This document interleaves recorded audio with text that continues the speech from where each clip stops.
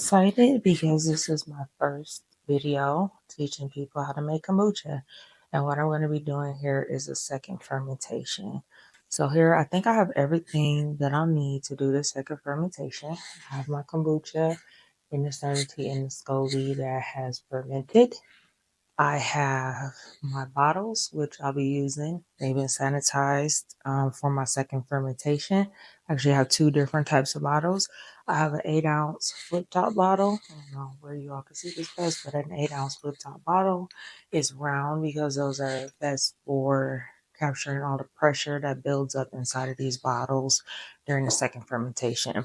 I've also gotten some common, just like regular kombucha bottles. When I was buying them, I would buy them wherever I could find them. So one of my local grocery stores, this is their like a local brand, and then this is from a national brand. So I would save these bottles because they met what I needed. They are round.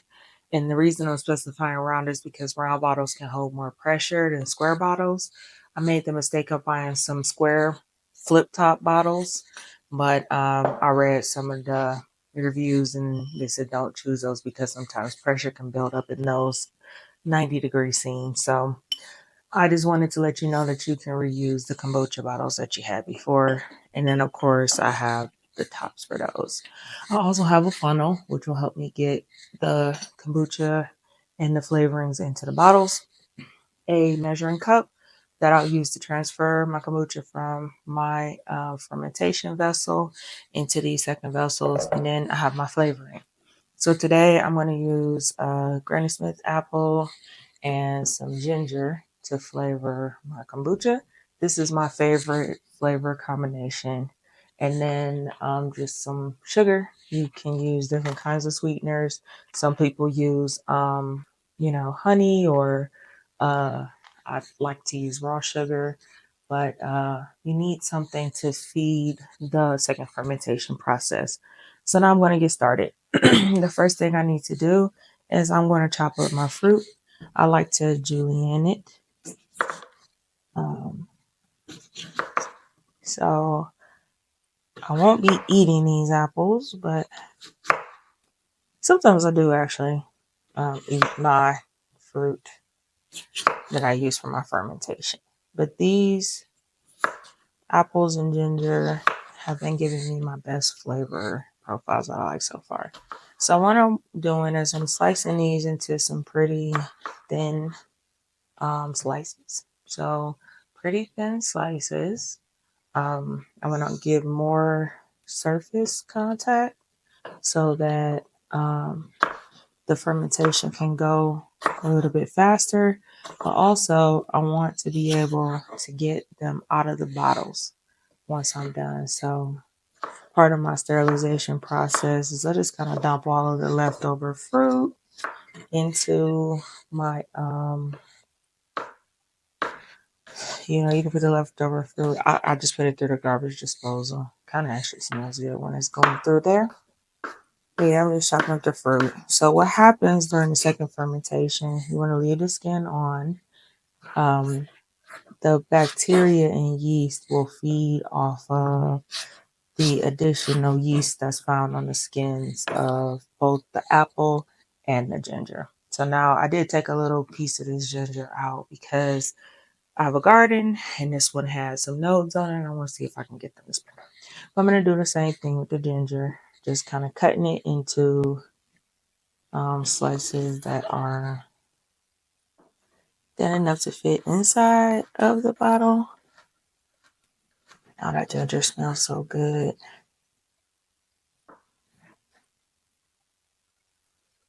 Kind of thin, like julienne almost. Shoestring size. Alright, so now I have my apples and my ginger. So next I am going to move these sort of over to the side. My apples over here. Okay. Now I'm going to take the top off of my kombucha tea. And I just try to make sure the cotton doesn't fall in there. So here she is. This layer at the top is a SCOBY, and then all of my kombucha is down here. This is a very healthy SCOBY. I actually have had her for quite a while. She's grown lots of layers, and she's ready. I fed her some sweet tea about 7 days ago, and now she's ready to go. All right, so I'm going to start with the larger bottles. I'm going to distribute the ginger and apples into all bottles. Need to talk over a little bit.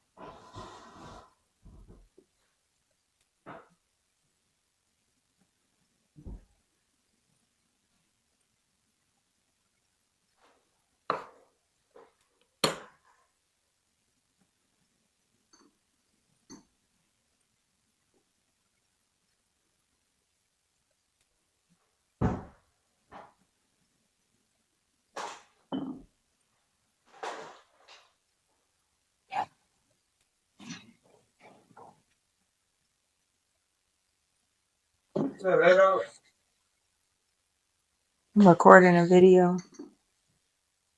She's outside right now. I'm recording a video. Okay, so next I'm going to put some sugar into each of these bottles. Again, the yeast needs the sugar to help out a bit with the fermentation process. So I'm going to go through each one of these and put just a little bit of sugar.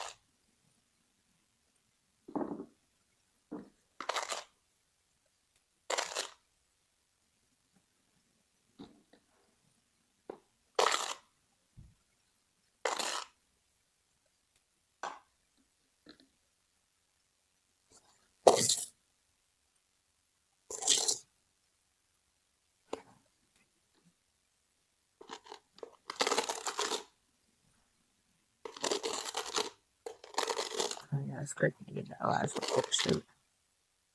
Okay. Sugar's all in.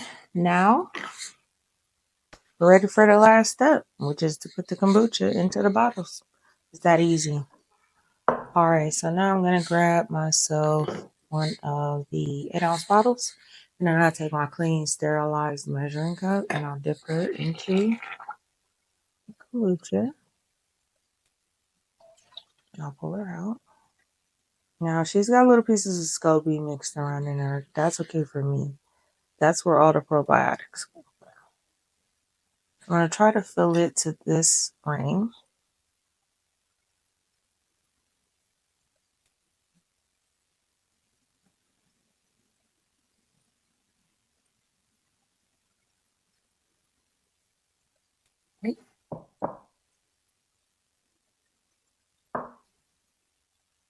Next, okay, so now that she should have already started to fizz, I will clamp her, turn her upside down, try to get the sugar to begin to dissolve.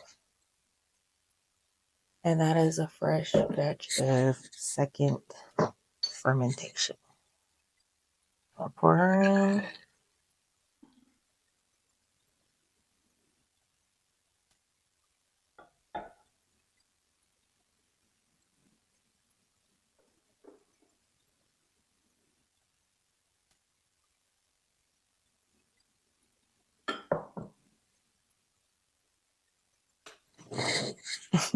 Now speed this part up.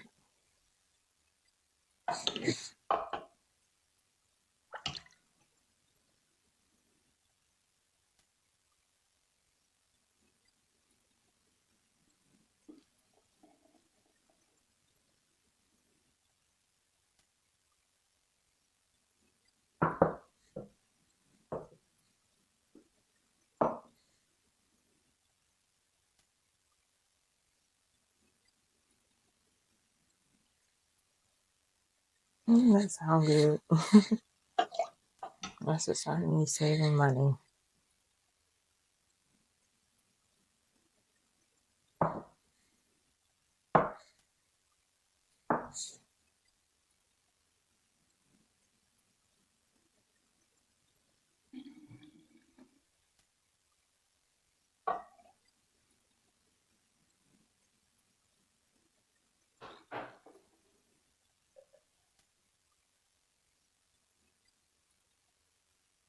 There we go. All right. So now all my 8-ounce bottles filled up. I'm gonna clamp them all, a couple turns out of them. See if I can get that sugar to dissolve at the bottom, and I'll show you what I mean. The fruit kind of helps in the ginger because it'll scratch the bottom because it floats. This is what I mean. See, when I close this bottle, if you look at the bottom, it's like you can see where the sugar is. And then on that, what I do is I turn it upside down and I just kind of shake it. And the fruit will rise to the top. It'll float to the top and it'll just help you to dissolve some of that sugar. So I typically do that for the first couple of days. But after that, the sugar will get dissolved. I don't even know if that's necessary. That's just what I do. I just want to feel like the sugar is getting dissolved. The feeder. Because with that, the yeast are going to come from the fruit. There's also some yeast in the SCOBY, and the yeast feeds on the sugar, and then that is what makes the carbonation.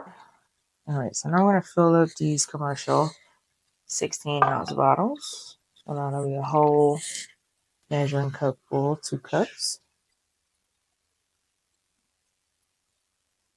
And these will pressurize too. I would say if you're doing like I'm doing and brewing a batch like this, I would open these first because they are smaller.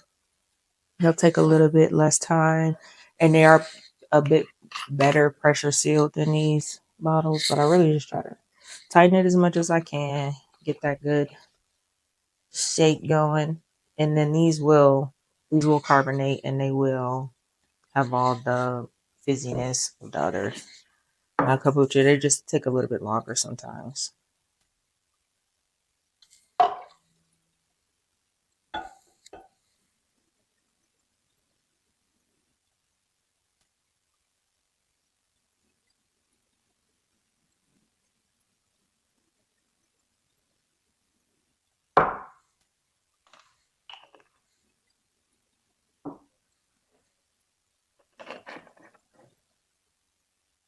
Let me sure I'm keeping these labels out.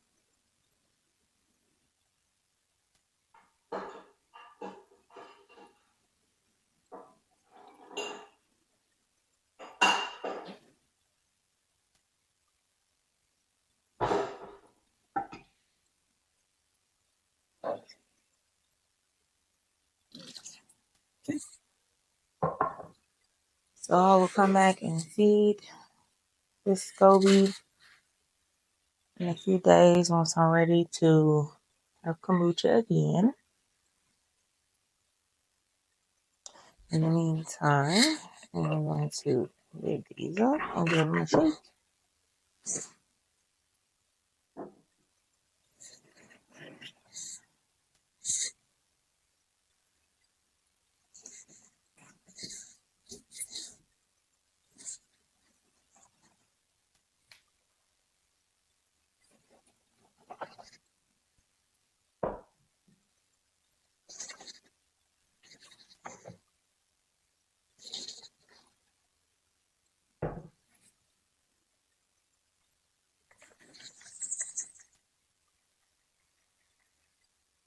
Okay,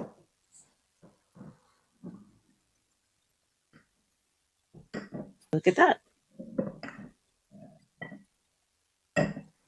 Now I'm all ready for the next 2 weeks of kombucha. So this is what it looks like when it first starts. I'll come closer.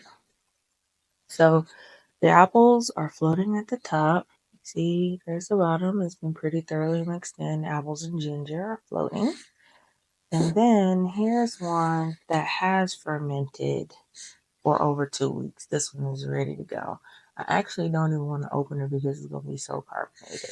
Let's see. This is this one. I'll give you all a little peek just to see how carbonated it is. I'm gonna hold it. I'm gonna have to hold the top. Ready? Listen to this. Okay,